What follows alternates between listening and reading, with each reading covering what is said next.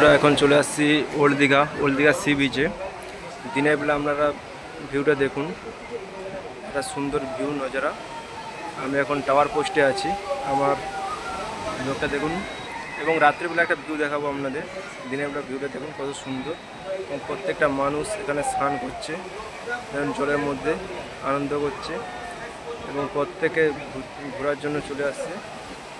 আপনাদের দেখুন, এটা যারা ভাবছেন যে আসবেন ওল্ড দীঘা ঘোরার জন্য, দেখুন সকলে এনজয় করছে, কেমন জলের মধ্যে সাঁতার কাটছে।